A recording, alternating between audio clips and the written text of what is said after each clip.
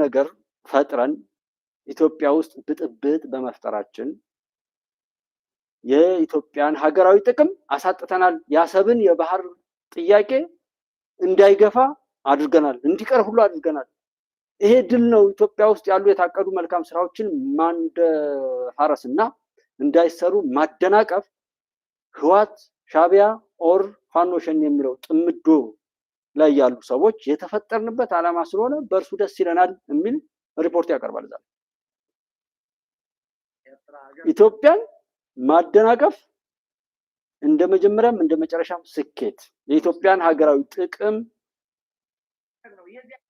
ብሔራዊ ጥቅም ለማሳጣት የተቋቋሙ መሆናቸውን የዋሰዎች እንትን ብሏል። ከዛ በፊት እንዳልኳችሁ ከአልሸባብ ጋር እንሰራለን፣ ከሁቲ ጋር እንሰራለን፣ በሁሉም ላይ ካሉ በሰፈራው አካባቢው ካሉ አመፀኞች ጋር ሁሉ እንሰራለን ያሉትን ሁሉ ሳትረሱ ማለት ነው።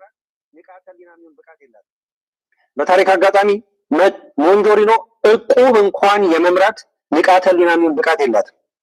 በታሪክ አጋጣሚ መጡ ገቡ ነገሮችን ሁሉ ድብልቅልቅ አባቱን አጥፍተው እንዳልኳችሁ ወደ 45 ሚሊዮን የሆነ ጅልጥ ለዛች ሀገር አስታቅፈዋት ዛሬ መከራችን የምንበላው ለዛ ነው። የኢትዮጵያ ህዝብ እነዚህ ሰዎች የመጨረሻ የጭንቅላት ቅንጫራ ያለባቸው ሰዎች ናቸው። እኔና እናንተ ብዙ ጊዜ የማንበብ የመመርመር ነገሮችን ፈልቅቆ የማየት አቅማችንን ሽምድምድ አባቱን አጥፍተው ቅድም እንዳልኳችሁ ለሶስተኛ ጊዜ ልደምላችሁ 45 ሚሊዮን ጅልጥ ዜጋ እዛ ሀገር ላይ ያፈሩልን እነዚህ ናቸው። በአይምሮ ያደሎዶሙን እነዚህ የአይምሮ ጅልጦች ናቸው። ይሄንን እንኳን የማይማሩ ብቻ አይደለም፣ በሂደት ጭንቅላታቸው ልክ እንደ ጃፓን አሞራ ፕሮግረስ የማያደርግ አይምሮአቸው የቸከለ የደረቀ የተቆራፈደ ነው። ይህንን በማስረጃ ላሳያችሁ። ይህ የምትመለከቱት አሞራ ጃፓን ውስጥ ነው ያለው። ይህ አሞራ በጣም የሚወደው አንድ ጥሬ አለ። በጣም ጠንካራ ነው ከበሩ። እሱ የሚፈልገው ከውስጥ ያለውን መርጦ ነው የሚበላው። ብዙ ጊዜ በውጭ ዓለም በክሪስማስ ወቅት በመዶሻ እየተሰበረ የሚበላ ምግብ ነው። ጥሬ ነው፣ ጥራጥሬ እንደ ለውዝ አይነት ጣዕም ያለው ማለት ነው። ግን ይህ አሞራ ይህንን ጥሬ ከውስጥ አውጥቶ መብላት አይችልም። ስለዚህ ያለው አማራጭ ምንድን ነው? ጭንቅላቱን ነው የሚጠቀመው። ሞንጆሪኖ በሆነ አጋጣሚ ይህን ቪዲዮ ካየሽ አንቺና ይህ አሞራ ቁጭ ብትሉ በኢንተለጀንስ ወይንም በአይኪው ይህ አሞራ 1000 ጊዜ ይበልጥሻል። ወደ ጨዋታ ልመለስ። ይህ አሞራ እየወሰደ ያንን ጥሬ አስፋልት ላይ ይጥለዋል። መኪኖች መጥተው ከጨፈለቁት በኋላ ስለሚፈረከስ ያ የሚፈልገውን ጥራጥሬ ከውስጥ እየለቀመ ይበላል። ይሄ ግን ስቲል አመርቂ አይደለም። ምክንያቱም የራሱን ህይወት አደጋ ላይ መጣል አይፈልግም። ስለዚህ እንደገና ነው ጭንቅላቱን ያሰራው። ሞንጆሪኖ እየሰማሽ ነው? ምን አደረገ? ከዛ በኋላ በሂደት በመማር ምን አደረገ? የትራፊክ መብራትን ካጠና በኋላ ቀይና አረንጓዴን በመለየት በዛ አጋጣሚ ልክ መኪኖች ቀይ በርቶ ሲቆሙ ገብቷቸዋል አይደለ? የራሱን ህይወት አደጋ ላይ ስለማይጥል በእንደዚህ አይነት መልኩ ዜብራ ላይ እያመጣ እየጣለው መኪኖች ከጨፈለቁት በኋላ መብራቶች ወደ ቀይ ሲቀየሩ ተረጋግቶ ያ የሚፈልገው ምግብ ይበላል ማለት ነው። እነ ሞንጆሪኖ ግን የዚህን የአሞራ ያክል እንኳን የአይምሮ ፕሮግረስ የለባቸውም። ሞንጆሪኖንና እሷን ይመለስ የመሰላችሁ በአለም ላይ ተበተናችሁ እናንተ ናችሁ ያችን ሀገር እየበጠበጣችሁ ያላችሁት። ለዛ ነው ላለፉት 30 ዓመታት ወደ 45 ሚሊዮን የጭንቅላት ድኩማን እዛ ሀገር ላይ አስታቅፈውን ዛሬ አቸገር የምትታመተው ለዛ ነው።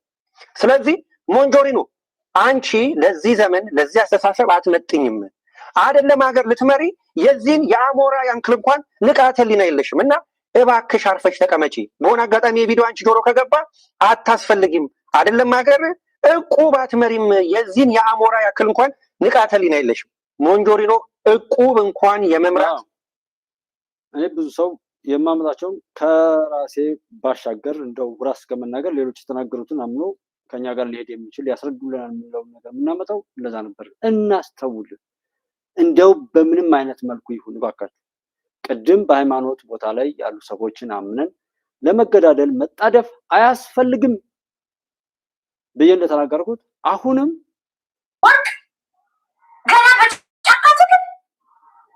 እናንተ በዚህ በጫካ ትግል ይሄንን ካረጋችሁ አማራው ካሸነፈ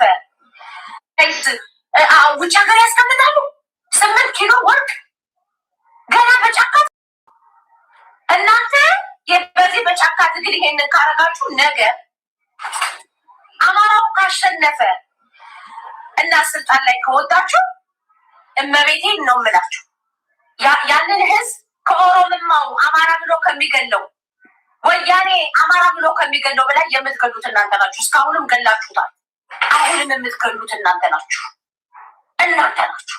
እናንተ በዚች በጫካ ስልጣን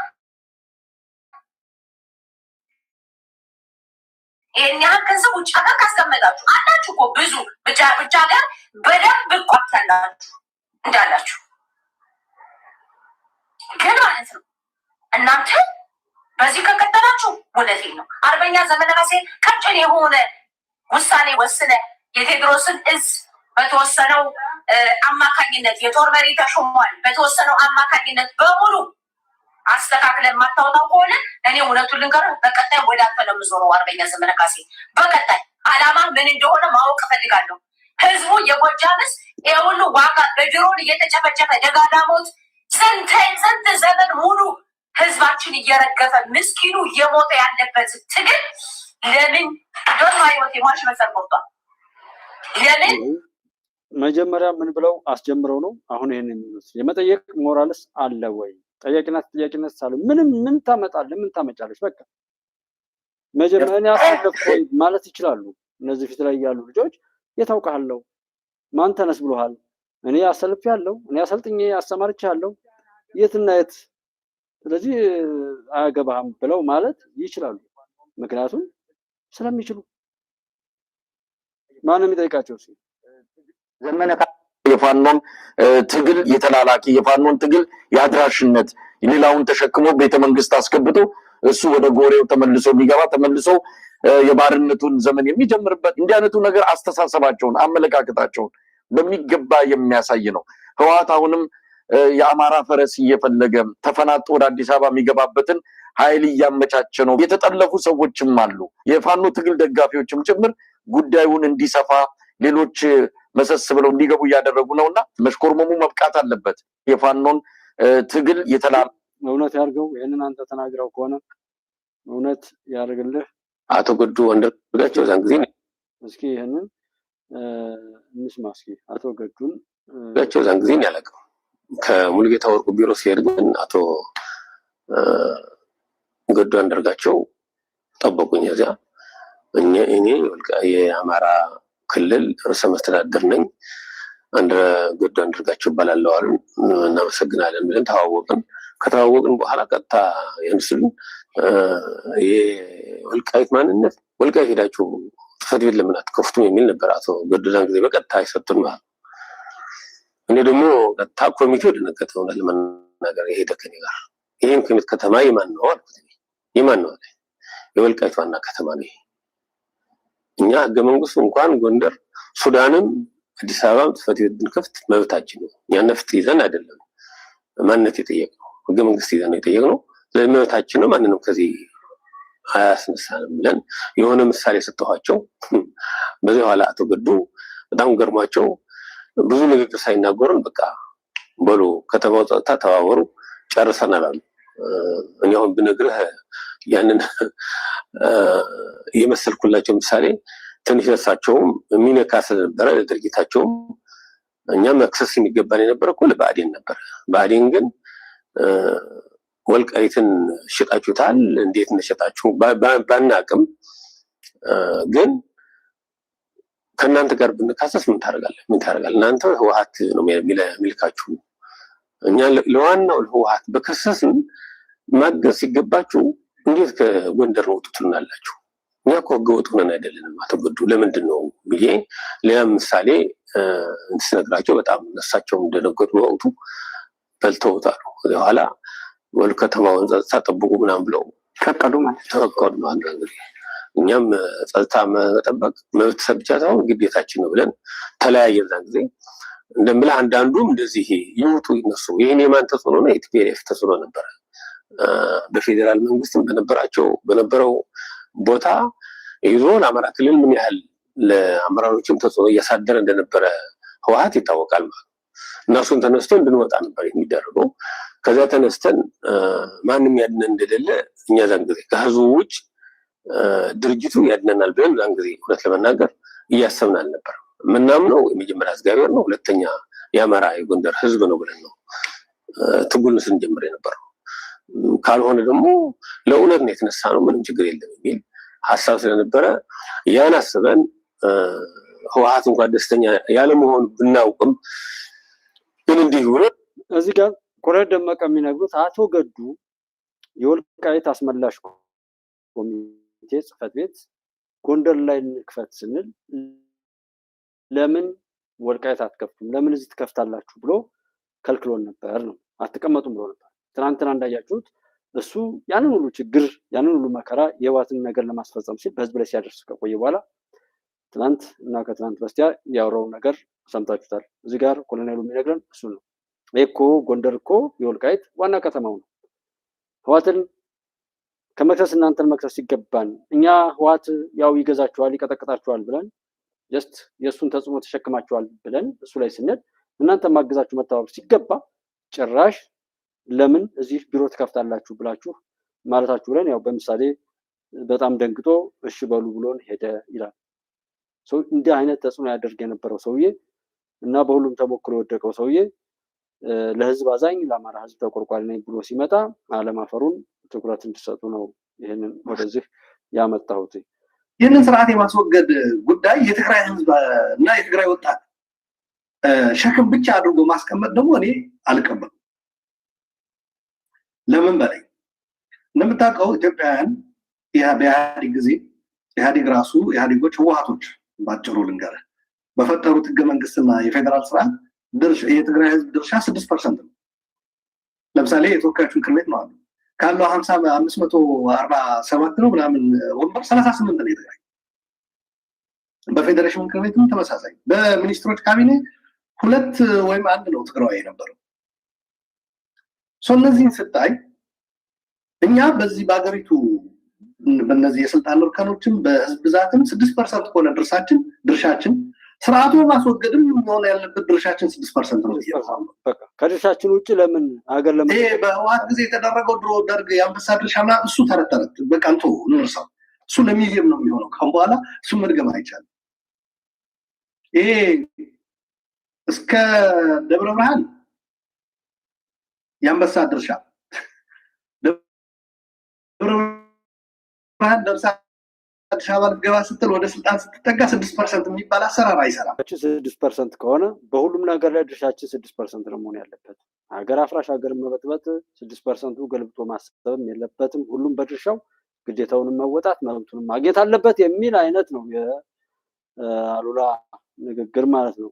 ህወሓት የመጣብን በየትኛውም ታሪክ በኢትዮጵያ ታሪክ ውስጥ በጣሊያን ብለው በሌሎች ኢትዮጵያን ሊወሩ በመጡ ግብጾችን ጨምሮ በታሪክ አጋጣሚ ከገጠመን ሁሉ ቡድን የተለየ ፍላጎት ያለው ኢትዮጵያዊ መልክ ያለው ቡድን ነው የመጣብን። ይህ ቡድን ሞራል ኢቪል በሚባለው የእንግሊዘኛ ቃል ሊገለጽ ይችል ይሆናል። ምን ማለት ነው? ይኸውልህ ሰይጣናዊ ነው ብዬ ብገልጽልህ ሰውን ሰይጣናዊ በሰይጣን መልክ እንደሳልኩት ስለምትረዳ ያ ደግሞ ላይክ በፈጣሪ ዘንድ መልካም ስላልሆነ ሰውን ሰይጣን ነው አይደለም። ሰው ስለሆነ ግን ሞራል ኢቪል ነው። አስተሳሰቡ የሞራል ስሪቱ ኮምፕሊትሊ ሰይጣናዊ የሆነ ለሰው ልጆች እጅግ የከፋ የሆነ ስለሆነ ነው። እንግዲህ አቶ ትንግርቱ በዛን ጊዜ ይሄን ብሎ ነበር። እንግዲህ አቶ ትንግርቱ የታመመው ይሄን ሲናገር ነው ወይስ አሁንም በሚናገረው ነው የሚለውን ፍርዱን ለእናንተ ሰጠን። ነገር ግን ከዛ ጋር ደግሞ ህወሓት የመጣብን ህወሓት ለኛ ብቻ ስጋት አይደለም። እኔ በመረጃ ላይ ነበር ሲሰራ የነበረው። ነገር ግን የኛ አሰልጣኝ ከየት እንደመጣ ታውቃለህ? ከህወሓት መጣ። 27 ዓመት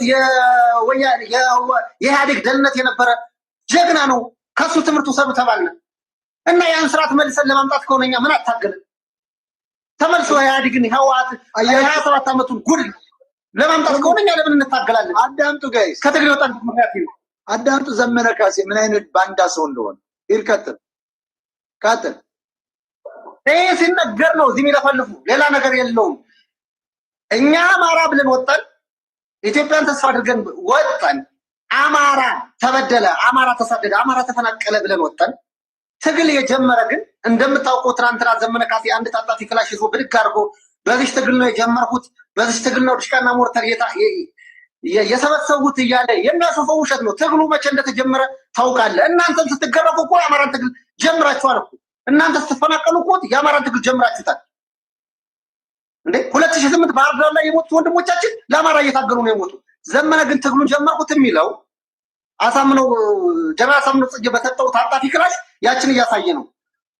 ኤርትራ የሄደው እነ ጌታቸው አሰፋ ግንቦት ሰባትና አብያን የሚባለው መርጅ ብለውት ነው። ለተልኮ ነው ሄደው ሊሰልል ነው ሄደው። የአማራን ትግል ሊታገል አልነበረም ሄደው በወቅቱ። ሪያሊቲ ተመልከቱ። ህወሓት ኢንቨስት ካረገችበት ጠፍጥፋ ካሳደገችው ሰው መካከል አንደኛው ዘመነ ካሴ ነው። ቴንክ ዩ። እነ ዝናቡ ናቸው፣ እነ ተፈሪ ካሳው ናቸው። በጣም ኢንቨስት ካደረጉባቸው ሰዎች ብንወስድ ማለት ነው እነ ተፈራ ማሞ ናቸው። እነዚህ ሰዎች ዛሬ አማራው ለነሱ ምናቸውም አይደለም። የትናንት አለቃቸውን ትናንትና የሞተውን አለቃቸውን ተሸክመው መመለስ ነው ማከም ነው እየፈለጉ ያለ እንጂ ለአማራ እንደው ሞታ ወለጋ ላይ የሞቱት አማሮች ይረሳሉ? ሁሉ ነገር ቢረሳ ትግሬ ጀመርነኛ እኮ ጎጃሞች አማራው ወለጋ ላይ ብዙ ተጨፍጭፎብናል። ከኔ ወረዳ እንኳን ከ10 በላይ ሰው ሞቷል፣ በአንድ ቀን ተቀብሯል። ያ ግፍ አንገሽግሾን ነው ትግል ስንጀምር ዘመነ ካሴና ጃልመሮ ምዕራብ ጎጃም ሽንት ወንበር ማቀጠና ላይ መጡና ተጫወቱልን። አብረን ነው የምንታገል። አያችሁ ሌላ ታሪክ ለተናረክ እንዳላደርገው አውሩ አዳምጡ። ስለዚህ ወለጋ ላይ የነበረው ነገር ከፊት እነማን እንዳሉበት ዞር ብሎ ማሰብ ተገቢ ነው ብዬ አስባለሁ። አማራ በየትኛውም ቦታ ሲገደል እነዚህ ሰዎች ትናንትናም ነበሩበት። እንደ ህወሓቶች አብረው ገዳይ ነበሩ፣ አብረው አፈናቃይ ነበሩ። ነገር ግን በአማራ ህዝብ ስም ስለተደበቁ አልነቃንባቸውም ነበር። ዛሬ ጭምብላቸውን ገልጠው ሲመጡ ነው የነቃንባቸው። ስለዚህ ዛሬ አማራው ከእነዚህ ሰዎች መፋታት አለበት፣ እነዚህ ሰዎች መታገል አለበት። እነዚህ ሰዎች እስካሉ ድረስ አይደለም የቀጠናው አጠቃላይ የቀጠናው ጦርነት በሙሉ አማራ ምድር ላይ ነው የሚያደርጉት። ሌላው አካባቢ በአካባቢው ጦርነት አይፈልግም፣ ልማት ነው የሚፈልግ። በትክክል ዛሬ ህወሓት እንደፋደፈ እየፈከረ እኮ ልማት እየሰራ እኮ ነው። ጥይት እኮ አይተኩስም፣ አውቆ በፕሮፓጋንዳ አለን ደረስንላችሁ ይላል። ሰብሰብ ብሎ የቀጠናው ጦርነት ያለ አማራ ክልል ነው። ነጭ ጤፍ ከሚዘመርበት አይታረስም። ሊስን አማራ አዳምጡ። አማራው እያረሰ አይደለም፣ አማራው እየነገደ አይደለም፣ አማራው ከቦታ ቦታ እየተንቀሳቀሰ አይደለም። ከአንድ ቦታ የሆነ ዘመድ አባትም እናት ቢሞትበት ነው አይቀርም። በማቆ ነው መንገድ ላይ ያለ የተደራጀ አማራን መዝረፍና መግደል የሚፈልግ ህወሓት ያደራጀው የነዘመነ ቡድን አለ። ከአንድ ቦታ ወደ አንድ ቦታ አይደለም ረጅም ተሽከርካሪ ባጃጅ ሳት ብላ ከከተማ ቀጠና ተወጣች ትዘረፋለች። ተመልከቱ። ይሄን እንዲሆን ነበር እኮ የሚፈልጉት አይደለም አባቶች። ይሄን መሆን የሚፈልገውን ነገር አማራው እንዲሆን የፈለጉትን ነገር ዛሬ እያደረጉት አድርገውታል። ትግሬዎች ናቸው እንዲያውም ካሰቡት በላይ ያጣጣላችሁ። አዎ ትክክል። አዎ አገርሞች ነው ታያችሁ። የአማራው አንድነት የሚያስደስታችሁ፣ የአማራው አንድነት የሚያስደስታችሁ፣ የአማራው ማደግ የሚያስደስታችሁ፣ የአማራው መሰልጠን የሚያስደስታችሁ ዛሬ ትምህርት ቤቱን ዘግተውበታል። መንገዱን መሰረተ ልማቱን አቋርጠውታል። ሆስፒታል ገብታችሁ ሆስፒታል አውድሙ ይሏቸዋል። አምቡላንሶች ተዘርፈዋል፣ ተቃጥለዋል። ትልቁ ጉዳት እንዴት ትምህርት ቤት ዘግተህ ህፃናትን በቤት ታውላለህ? ለምን ይሄ ይሆናል? ምን ያገናኘዋል? ህፃናት ይማሩ፣ አንተ ታገል። ትምህርት ቤት የሚባል ግን በአማራ ምድር መከፈት የለበትም ብሎ ዘመነ ካሴ ከተቀበለው ተልእኮ ቢናገርም የተጎዳው ጎጃም ቀጠና ነው እንጂ ሌሎች እያስተማሩ ነው። ተመልከቱ። ጎጃም ቀጠና የሚገርም አዊ አካባቢ እምቢ ብለው እነ አርበኛ ጌራ ወርቅ እነ ኢንጂነር አየነው ያስተምሩ ነበር። እነሱ ከአቅም በላይ ሲሆንባቸው ትግሉን ጥለው ሲመጡ በመነገታው ትምህርት ቤት ተዘጋ። በመነገታው ማለት ነው። ቀጣይ 2019 አፋብን አንድ ሆኗል። አማራ ምድር ላይ ትምህርት አያስፈልግም የሚል አጀንዳ ሰሞኑን እየሰማን ነው። ትምህርት አያስፈልግም ያለ ማን ነው? ህወሓት ነው። ህወሓት እኮ እያስተማረ ነው ልጆችን። በጣም ይገርም። አልተዘጋም እኮ እሱ እኮ በቻለው መጠን እያስተማረ ነው። ለምለሙ የጎጃም ምድር ጀግናው የጎጃም ህዝብ ግን በእነዚህ ሰዎች በተጣለበት ቀንበር ተጭነውት ትምህርት ቤቱን ዘጉበት።